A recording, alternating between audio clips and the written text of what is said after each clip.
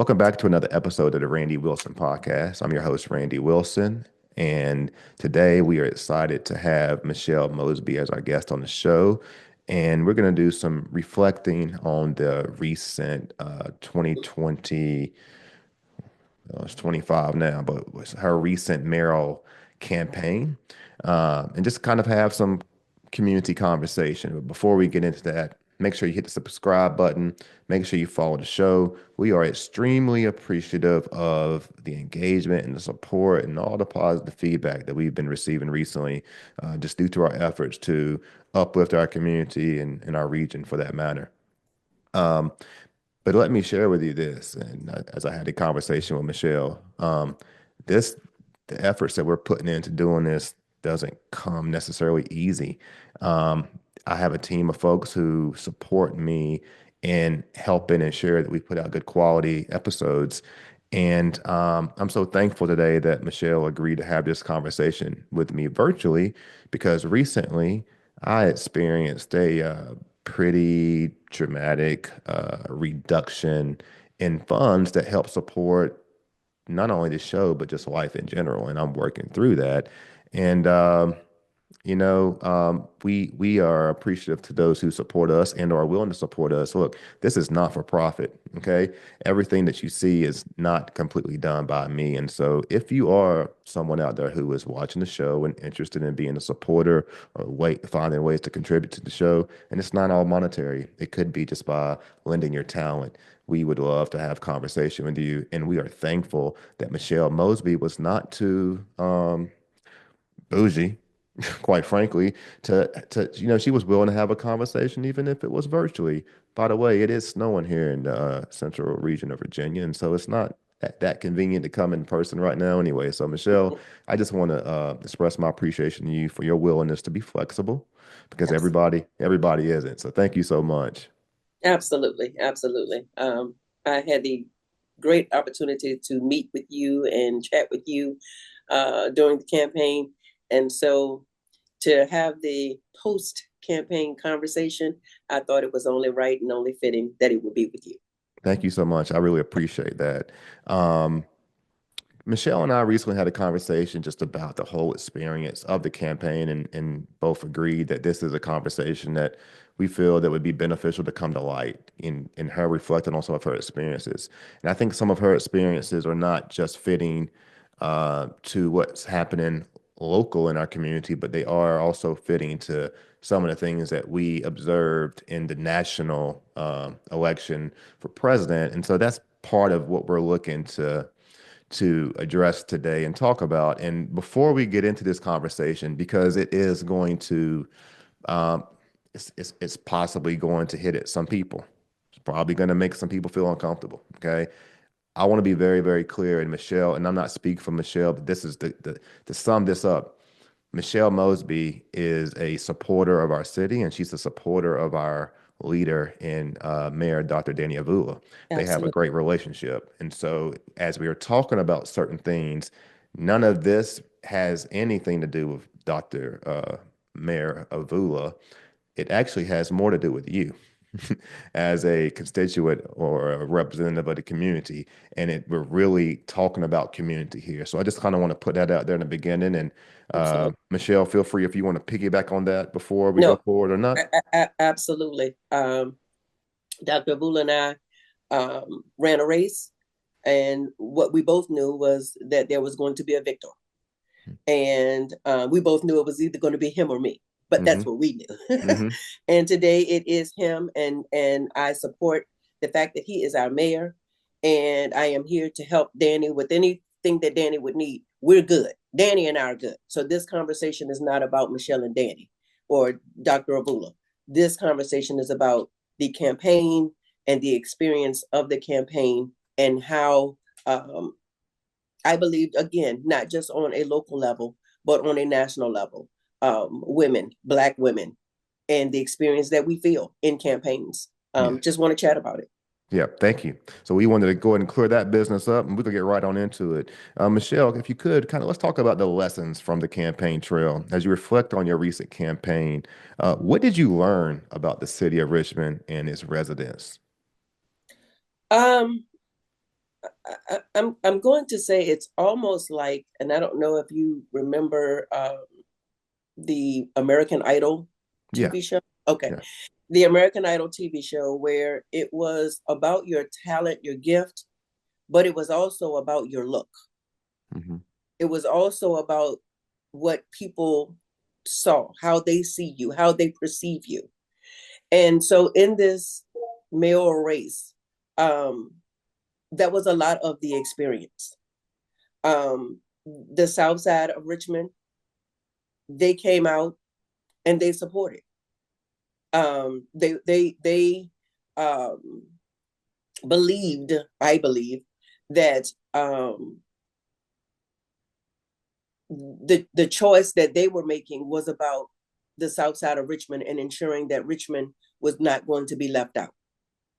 And then the other parts of the city, I believe, it had more to do with the look of the thing, the look of the person, more so than truly the experience of becoming mayor.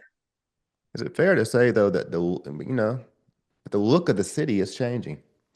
I mean, I think that for the first time, and I may be wrong, but I think I'm right that Richmond is no longer a majority black city, and No, not to and not to well, just go ahead. yes, no. I think you're right there, but I think it's deeper than that. I Oh, it think it's is. the look of the person. I think again, Fantasia had a hard time on American Idol because Fantasia took her shoes off, Hmm. and so that wasn't the look. That wasn't it was hard for her to maneuver in spaces based on what the perception of what someone is supposed to look like in the space. And Yeah, so I think that that was for me more of what the experience looked like. yeah, And the younger generation to me was not out there. yeah. What was not really a part of the campaign election process to Yeah, me. from an artist standpoint, an artist, using Fantasia as an example, when the artist gets on stage, part of their art is conveyed best as a result of comfort. There's a lot of artists that take their shoes off. Uh-huh. When I look at the city of Richmond right now, though, a lot of voters are not native Richmonders either. So when you talk about the look, there's a lot of transient folks who are here for a period of time, and so when they cast their vote, they are often making their vote based on a look more so than history or experience and things like that. So yeah, Yep. no, I get that for sure. You opened up a door there. But okay, before I go there though, the black vote and the community engagement. So what are your thoughts on voter engagement amongst black men and women in Richmond? And again, we're not when we're talking about look, I'm being intentional in talking about black people because we're black people. And Indeed. I'm not saying that black people, when it comes to the city of Richmond, being black, that's just a one demographic. Right. But when you're a black person and you're running, it is key because a lot of times people vote with what they can identify with. And so a lot of Absolutely. people obviously identified with you because you was a black woman. A lot of people identify with you because you were a woman. A lot of people identify with you because you was a black, a minority. So like kind of give me your take on that from your perspective. Um, I think that a lot of those factors were the thing. But I also believe that many of the and I'm going to use the districts of the ninth, the eighth, um, they have they had watched me be president of council. They had watched legislation that had gone on in my time on city council. And so when I would, be at a eighth district meeting or whatever, they would be able to identify with the work as well. And so I don't want it to be where we believe that the black voter just did it because she's the black woman. I think that that was a big point that I got a point because hey, she is. Hmm. But I believe that they also felt as though she's qualified enough to get us to where we're trying to go in this particular moment that we're in. And so I believe that many of the Black people could hear, they could hear what I was as a candidate saying that I plan to do as mayor, but they also could hear that I had a track record of being able to get things done. Yeah. And so I think that that was where the difference lied between the districts in the south of the James versus the districts in the other parts of the city. I really don't think that some parts of the city even cared whether I could do the job or not, Yeah. in all honesty. Yeah. I mean, yeah, it for a lot of factors, for a lot of unfortunate factors, just because at the end of the day, um, some people don't change. No, absolutely. When you're casting your ballot for mayor, when you're putting yourself in that position, you're really acting as a change agent. Absolutely. But in order for you and us as a community to evolve the city, it takes other people who believe in that and have to be change makers throughout the process. And so, Absolutely. yeah, we unfortunately we have a lot of stubbornness. Let's look at the Black church, for example. Okay. You had a lot of support from the Black church. Absolutely. Um, Probably the most support in my 20 some years of being in Richmond that I've ever seen. I mean, as far as like your campaign efforts there and collectively bringing people together. And to their credit, I mean, it was a beautiful thing to see that. Yeah. I don't, we live in a community now where first off, even in our households, we often can't get along, more or less our communities. And look, churches business too. You don't see churches come Absolutely. together like that. Absolutely. That Absolutely. was a beautiful picture though, in a moment that I seen up. I think it was in Churchill, when everyone came together, and even Mayor Dwight Jones, who's also a reverend in our community, was there. So that was a beautiful sight to see. Yeah, absolutely. My question to you is this: well, first off, give me your take on what that experience was like as far as engaging with the church community. Do you think that one of the things that came, one of our mutual friends, we were talking about, there's not a lot of young people in the church anymore. Do you think Mm-hmm. that and you just recently mentioned that Mm-hmm. where were the young people at? Mm-hmm. Um, when you look back at that, is there something you would have done differently, as it pertains to trying to cater more to a younger demographic to get them out to the polls? And then I know I'm loading this question up here, but I just kind of want you to reflect on the whole Black churches and their support, Yeah. or not, because I Yeah. Yeah. think that that's what we kind of experience here. Some people said they were going to vote, and I guess we wonder at the end of the day, did they actually follow up in actually Yeah. doing that? So I was really, really grateful and happy about the support that I received from the Black churches in the city of Richmond. Again, I'm a Richmond native, so many of them I had come up in their churches. Hmm. Many of them we kind of grew up together. They're in Hmm. their 50s like I am. And so, but to see them decide to stand with, for me was just absolutely amazing. Um, where I think the shift needs to happen moving forward for the support of the Black church for any candidate Hmm. is to be more organized in how you do it. Um, I believe that there are people within the congregations that are in the city. How can we strategize in such a way where it brings about more of an effective call time? Just all of the things that a campaign needs. How do we begin to strategize that so that it's working for us? Because many of the folk that are in the churches actually live in the city, and so how do we make sure that that we're doing a thing that's going to cause us to get the outcome that we're looking for? Um, and so the churches were great.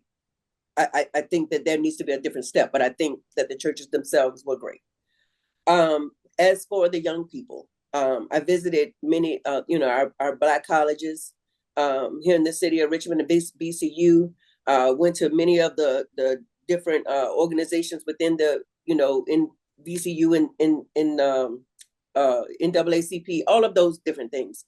I want to say that I believe that we need to do better at really having an agenda. I think we are kind of all over the place. And so it doesn't lend us to truly choose a candidate. We're kind of like, we're asking questions, but what's the true agenda that we have that is really going to push us as a people forward in a society that is deciding that diversity, equity, and inclusion is not a part of the moment anymore? Like, are we preparing ourselves as a people so that we truly have an agenda, so that when someone like Michelle or Dr. Abula, whoever is elected, then we can have a real sit down and say, hey, this is our agenda. This is what we chatted with you about. And we'd like to see how you're going to help move that forward. I don't think that that's there. And I think our young people don't really understand the true dynamic of what that needs to be to help us move forward as a people. And so they're not really in the game as much as they think they're in the game. Yeah, I That's like just that. And I think I like that. And I think when it comes to the mayor role, particularly, like, um, it's it's easier for us as a community, particularly a Black community, to create that agenda because the seat isn't built on someone else's agenda, meaning the Republican Party or the Democratic Party. When you run for mayor, you don't run on a party. You really run on your policy and your principles absolutely. and those things. And so I think that is a unique piece to that versus other political, other campaigns where we end up picking a side or adopting the the policies and principles of a party, which, you know, people see me have a lot of political conversations, but if you know me as a person or if we've ever had a conversation, I'm not a believer as a person that we belong to any party other than the parties that we create or we design or we host. Like, I don't Mm-hmm. like that. I'm an independent, you know. I'm just not a I'm not a I don't consider myself a Democrat or a Republican. I don't. I feel like, And I've heard that a lot. yeah, My question, my concern in that space is that then what is your agenda? I get that sometimes the Democratic may lean to this and the mhm, Republicans may lean to this. And so what we'd like to see is us meet in the middle, but in the mhm, meeting in the middle, what does that look like? yeah, And so we have to begin to create what that looks like so that it's working for yeah, us. yeah. Because otherwise, what's happening is because I'm not okay with what the Democrat is doing and I'm not okay with the Republican is doing, and I've decided that I'm in the middle,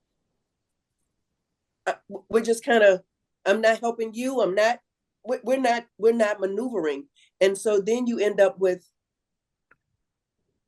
Well, I mean, you like look, you can become. There's no words for it because that's the situation that we're in. See, me personally, I don't want to become a slave to nobody. So mm-hmm, when it comes to what my agenda is, it starts at yes, my house. understood. Me And too. I get it. yeah, so at my house, it starts with it. Quite frankly, this is what I've learned. Shout out to my wife, though. I've learned this because our agenda has to start here, and once it Yes, starts here, and you look at the areas of where we work and how we go about life, and then how we build and enhance our community, right? right. Like that's where I believe it starts. Now, I do think this though. At the end of the day, people can call themselves whatever they want to call themselves, Mm-hmm. but majority wins. And Indeed. that's what it comes down to politics. So like, you can say, and this falls for me too, like you can say you this or you that, but at the end of the day, those lawmakers who are casting their vote are it's not solely about their vote, it's about the majority of vote. And I feel like when we vote, we still got to look at the parties. We got to look at them because Yes. um something is better than nothing. And if you either in the game, Yes, you're not in the game. And so that's the point that I was you making. got to be intelligent about that independent space that you fall in, because you Yes, can't just say I'm an independent, I'm a bystander, and you're not doing your part to contribute. yes, You gotta still look at what they're doing over there at their party. Oh, I see y'all at the red party. I see y'all. I see the red house. I see y'all, and I'm taking that all in consideration in regard to like yes, how we create our agenda here at home. absolutely. Michelle, I got a question for you. Okay. Do you think I mean, what's your take when you hear like, I mean, you've been in politics for a while. Do you think I think let me back up. I think my issue is sometimes like I think that people have to earn your vote.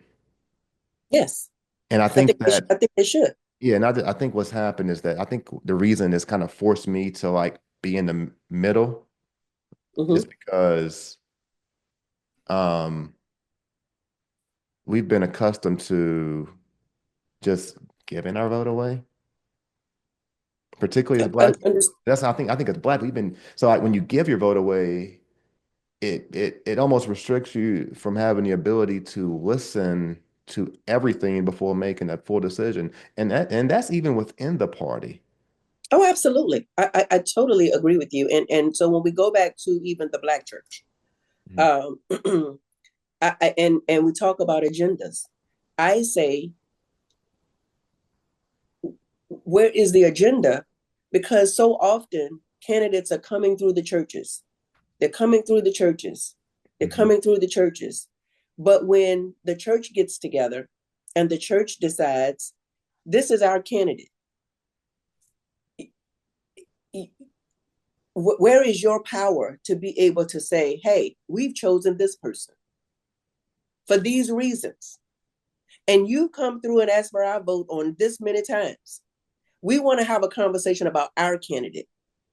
Where, again, there has to be this moment in time where we understand the power behind the endorsement, the support, the vote, all of those things. And we're having this conversation because I'm not sure that we do. Yeah. Yeah, I'm with you on that for sure. I agree with that because particularly when it comes to the black church, because I mean, we're black people, obviously. We grew up in black church. And I think one of the things that I've seen in churches growing up is that as a church, you talk about agenda, you talk about structure.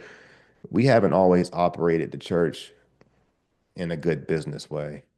We grew up in church where we got electricians and teachers and we got all these talent in our pews that build up the constituency of the church.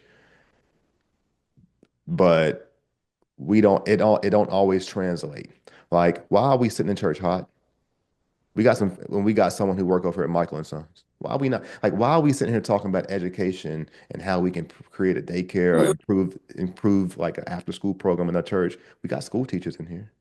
We haven't always tapped in. Why are we sitting here trying to figure out who's going to be the treasurer and how to better manage the money? And we got bankers in here. Like, I feel like as a church, and I might be preaching right now a little bit, but I really do. I feel like sometimes as a church, like, we got to, just like in all things, we got to maximize the worth of the church constituency so that the church can operate as a business other than just sitting here thinking that if we give it to God, that all of a sudden, without, what to say, faith without action is, and that's what happens. And I think that same thing can translate over to what your experience a little bit. You know what I'm saying? Like getting behind, like what is not just the agenda. We're not in church, we're not just focusing on we're focused on doing God's work and we're focused on the mission of the church and the work that we're doing, but it's bigger than that. We're It's talking bigger about than the community. We're talking about when the you're city. talking about the entirety of the community. Yes. When we're looking at many of the churches, we got churches in our city that they are focused on veterans, and so they're working to ensure that veterans are moving forward. We got those that are working to ensure that those who are homeless, all of those different the areas in which outside of the four walls of the church, they're moving to serve the community. And so you've got to make sure that there is going to be someone that has a very clear understanding of your outside of the church mission And what does when you become the next mayor, delegate, senator, whatever you are, and you're stopping by here, how are you going to help serve the community in which I'm serving inside and outside of these walls? And then begin to, but I don't think that there is that much of a clarity that says there should be a demand on what you bring to the table. To me, any elected official that's coming to see a voter, that's coming to see a church organization, they need to be in interview mode. Yeah. My mom interviews her doctor. I mean, she really does. Yeah, She you needs got to. someone that's personable. She needs someone that is going to work for her. Yeah. So she kind of walks in wanting to know if this relationship is going to work. Yeah. Because when I come in here, I have something that's serious that's going on with me. And so I can't come in here in angst about you. And so the same concept to me needs to be when we're as candidates, there needs to be where I need to know how you're going to make how you're an asset. Did the church, I mean, this is, I don't know if you can answer this question or not, but I mean, I just try to personalize to the best of your ability. Maybe it's not a fair question, but is the church community failing us? When you No, look back at this experience, I'm not talking about God. I'm talking about, I understand. And my answer to that is no, because I believe that because of the way they came together, our outcome was out of 5 candidates and 2 with about $1 million or so, I came in second with 100,000. mm-hmm, And I believe that a lot of that was because of our churches and the backing that we had there. mm-hmm, The people that would come to the polls, hey, you came back. They were, no, I believe that they worked diligently for this candidate. I just believe that there's so much more that could come from our churches and the organization of, hey, we've got work to do. And if you're asking to come through our church, we need to know how you're going to help better serve in the work that we're doing as well let as me a candidate. let me double down on that a little bit though. Okay. I think it's credit to the church because Yes, the in-kind work they did was phenomenal. It pushed you to the second seat. it did. But Yes. if they would have passed that collection plate just a little bit more,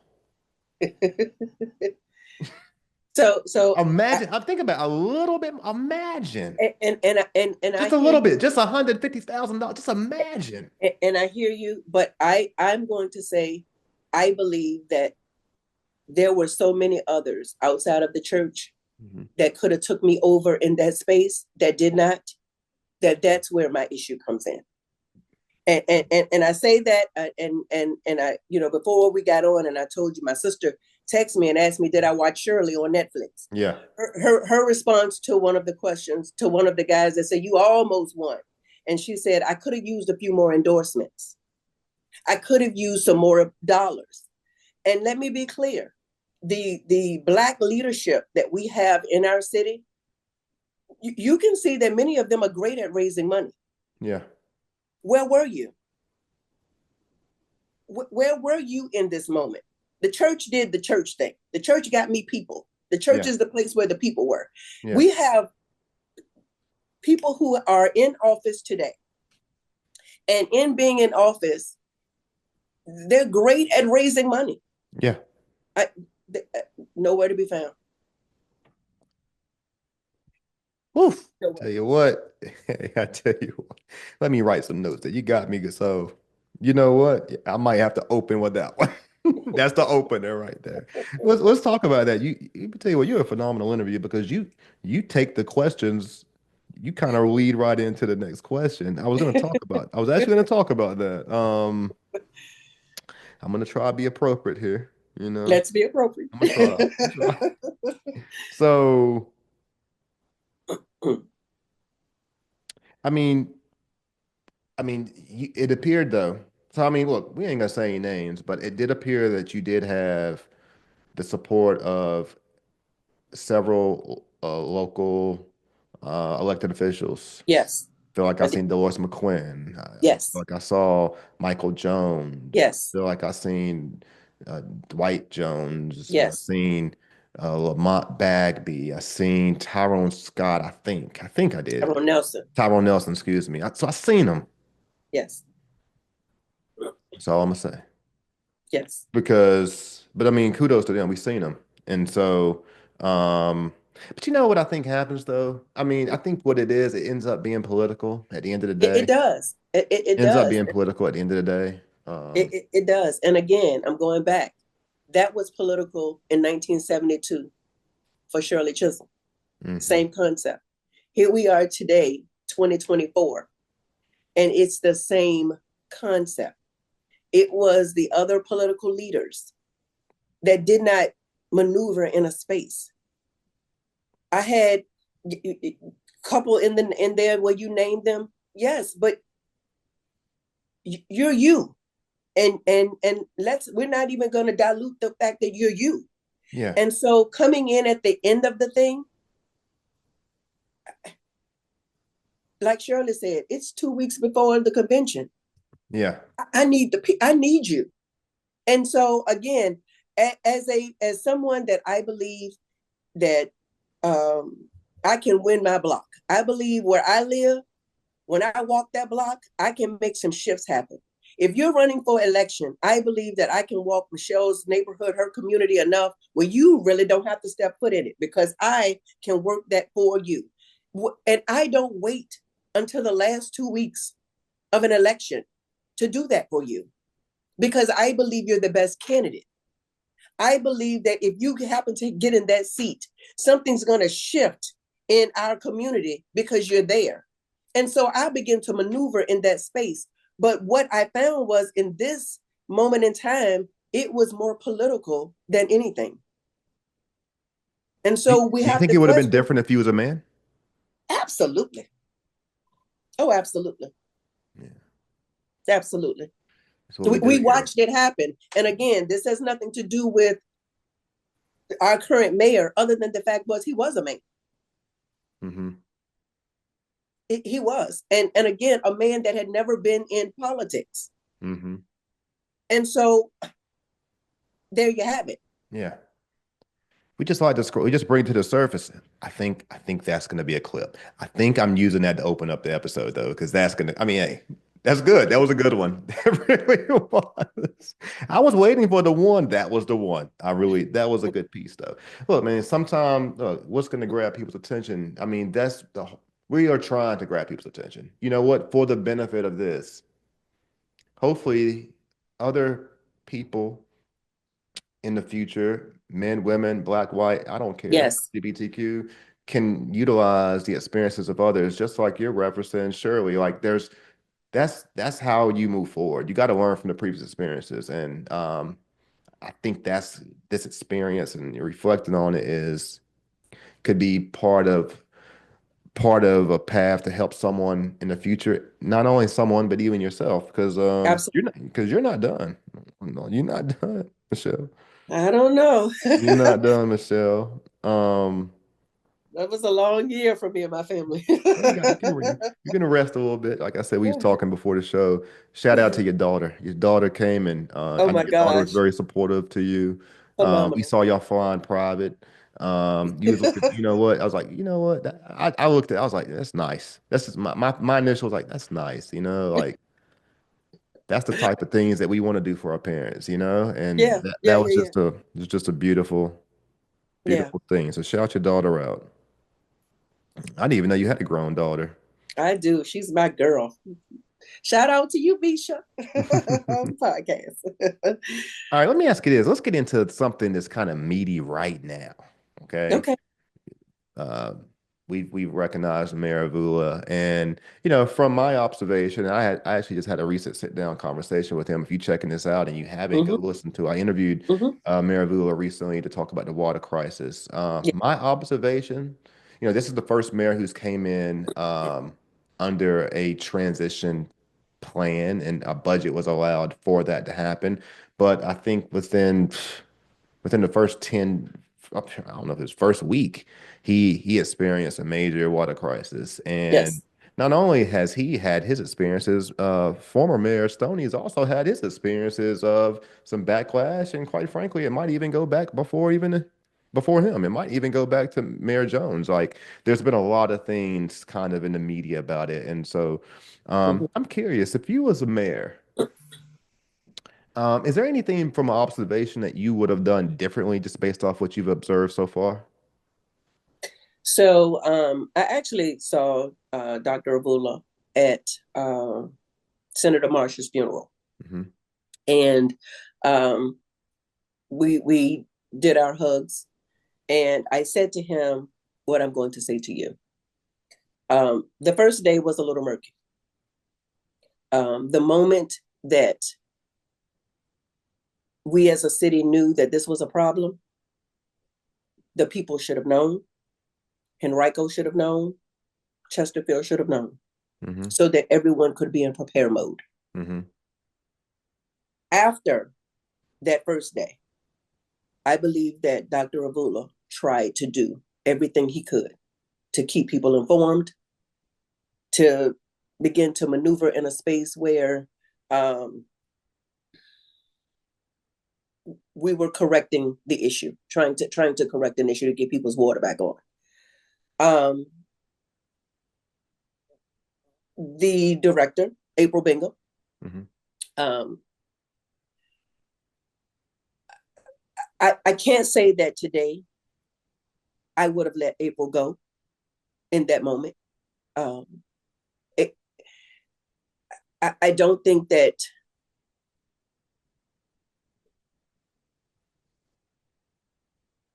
think that April was the reason for the season at the Waterman. I don't believe that. And we have had a water director prior to April that has been there for years. I believe that he actually came off the books December 31st. And so for me, it was hard to see her catch all of it, just all of it. Um, I, I, I wasn't, I can't tell you I was pleased in that space. Hmm. And I don't know, I may have missed it because I may have missed something. I think, I think to the public, it appeared that she was let go. How they may have conveyed it or portrayed it may not be quite like that, but bottom line, she doesn't have a job anymore. She doesn't have a job, and it was immediate that we knew who we were replacing her with. Yeah. And so for me, that's where, again, Yeah. it gets a little murky there. Yeah. Um, yeah. My question is, but I think we have a history in seeing that with our people though. I think that's the thing. We see that. That's to me that is kind of a common theme sometimes that you see like I guess like where is the I don't know. Sometimes grace doesn't come in to business decisions, It was fast, obviously. I'm sure there was a lot of historical knowledge and information there. But I mean as a black woman who's had a lot of experiences and things, I'm sure this isn't the first example of that type of situation No, that you've probably seen. no, absolutely not. So what Uh, change? So what changes that? How do we change that? Like what influences that change? again, I think that becomes a part of the voter base that doesn't just speak on it in the kitchen. Hmm. So what I watched was a poll that went around that was saying she needed to be fired during the water crisis. Hmm. And I often, when I was campaigning, and even when I'm not, I go to our high schools and chat with young people. And I say to them, the squeaky wheel gets the oil. And a lot of times we sit back and watch things happen. And we don't agree. We can feel some type of way. But how far does that go? Hmm. Do we write a letter? Do we make a phone call to our representative? What exactly is the next step for the 200,000 people that live in the city of Richmond that's watching it happen? And you got a group that says fire her. Where's the group that feels like, hey, wait a minute? Mm-hmm. Do they ever speak up? Yeah. Was she in that position for what, 20 years? How long was she in that job? No, no. She's been with the city, but again, we just had the director to actually come off of the city roles, I believe Over the end of December the year. 31st. Yeah. Yes, she stepped into the role. Okay. But Okay. when I was there, she was not the director. Got it. She just And kind of so, inherited that position yes, brand new, pretty much. yes. And so, She hadn't been in that role 2 weeks. well, she's been in the role Yeah, prior to that but the because that director person had was left. gone. That Yeah. person was not there, but was still on the books as. Got You it. understand what I'm saying? Yeah. Yeah. And so, but again, 2012 to 2016, when I was there, she was not it. Got you. She was not that person. 2012 to 2016, I know that City Council continued to fund the Department of Public Utilities so that we could make sure that we were planning for 21st century utilities and meters and all of those things. And every council thereafter has funded DPU. Mm-hmm. So what's happening there? I don't know. And we need some understanding. Mm-hmm. But all of that is not her. She's walked into a moment, good, bad, or indifferent, that I believe she's catching. Mm-hmm. And I don't like it. Let me spin this a little bit, okay? Okay, You're a business owner here in the city of Richmond, I am. a successful business owner, We've real been here a estate good while. agent. I think you're a realtor as well, right? Yes. You have a Mm-hmm.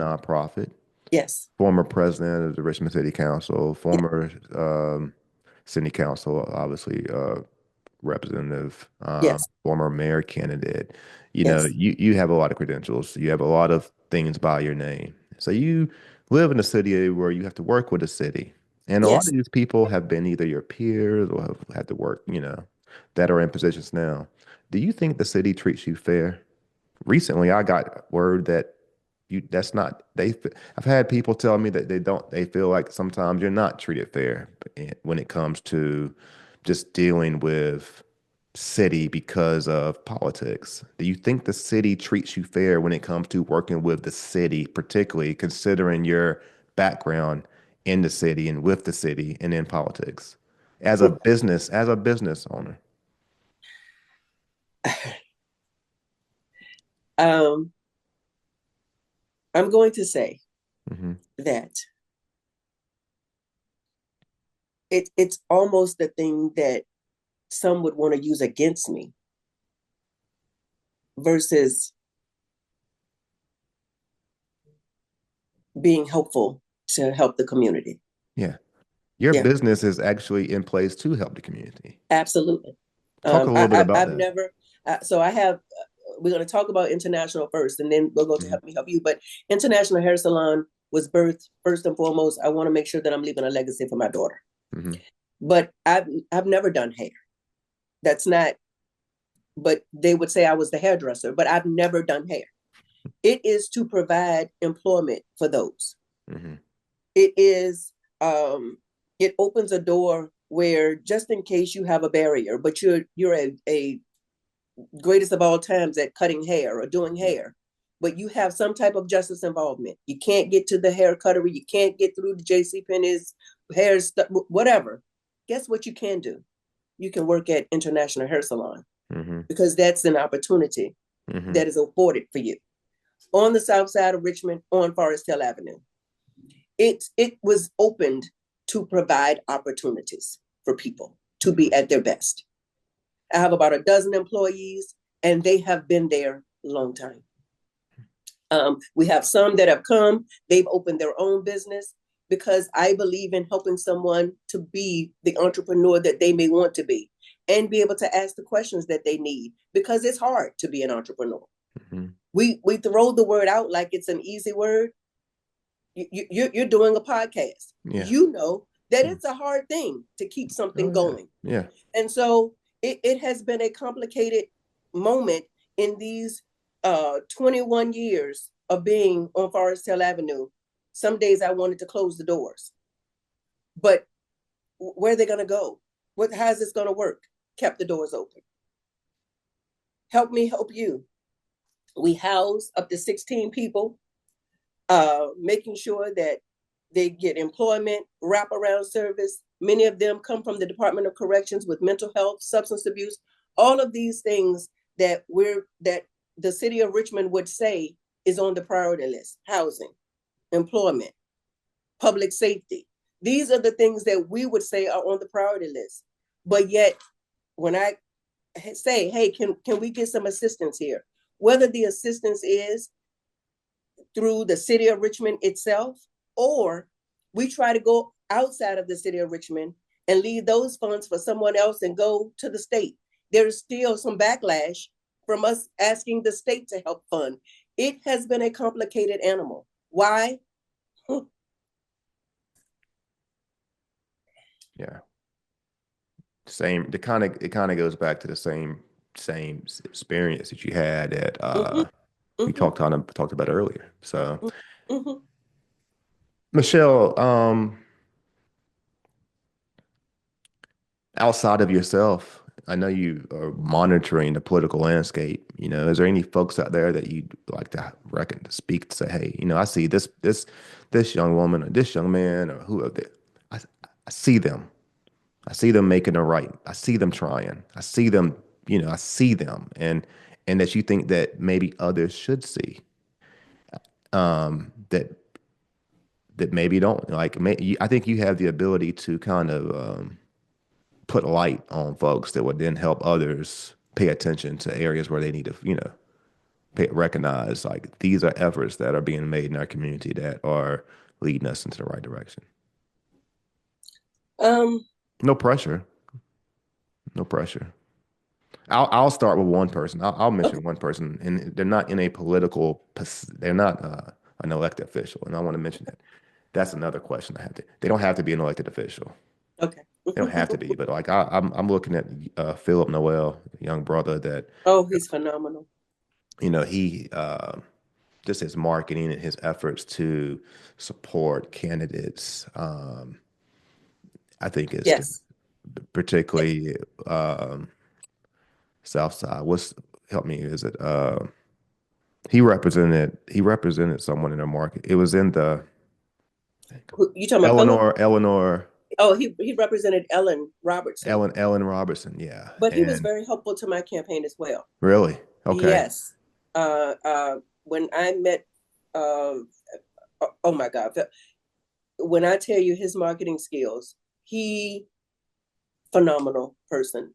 My daughter and I both think he is so phenomenal.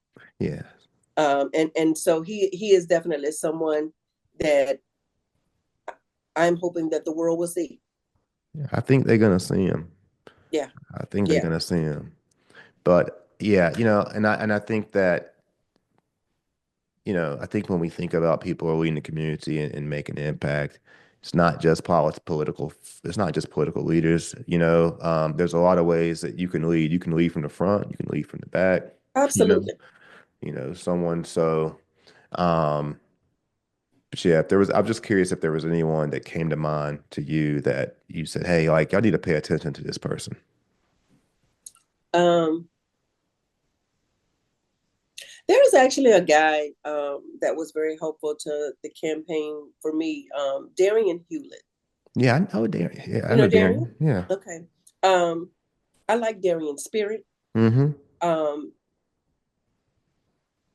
he, he works hard Mm-hmm. to work with the unhoused, the to affordable house. Like again, Darian, Phil, these people came in and they came in with such a fierceness to what their knowledge and how, hey, we might need to look at it from this way, we might need to look at it from this, Yeah. this area. they were phenomenal people. Yeah. So Phil, Darian, um, kudos to just being you, Yeah. because I'm ready to see what all is going to come your way. Um, Yep. yeah, in the future. Yeah, Miss yeah. Mosby, do you think you can do anything over at the hair salon to help me out? All depends. We can. I have some fellas in the back that can keep you that way, or I got some ladies that'll throw some tracks in there No, and have really? you with us. Oh man. Yeah, I got some barbers in the back.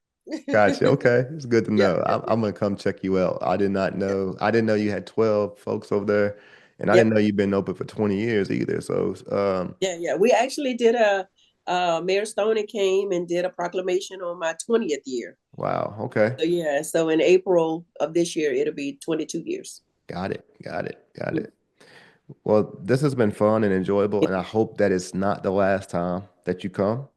No, absolutely. I hope that you come back. I hope that in I think that you and I should have further. I'm interested to have further conversation with you about what you do with your nonprofit, particularly just because that's in alignment of what I do not all day.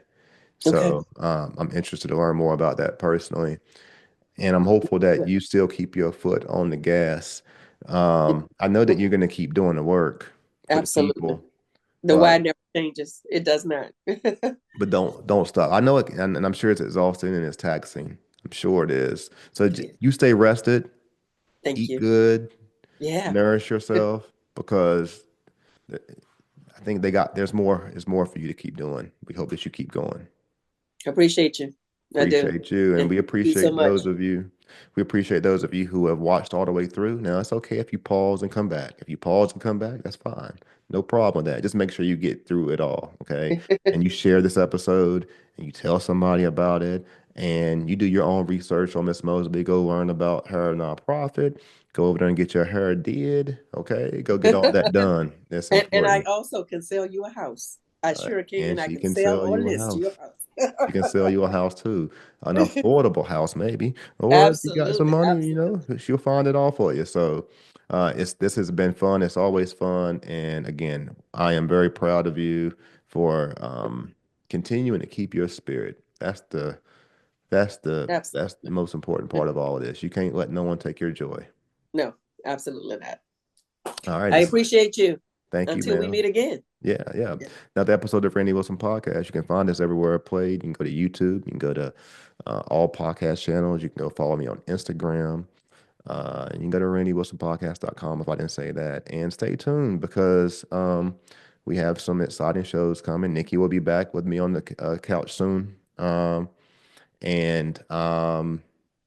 we're getting a lot of phone calls. So just stay tuned and we'll continue to provide you good content.